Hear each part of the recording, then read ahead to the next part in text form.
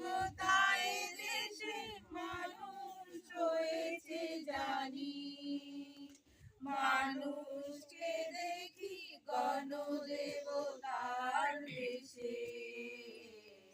ভারতবর্ষ সূর্যের এক নাম, আমরা রয়েছি সেই সূর্যের দেশে।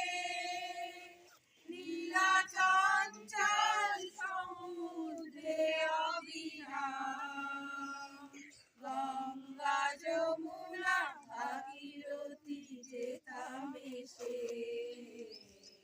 ভারতবর্ষ সূর্যের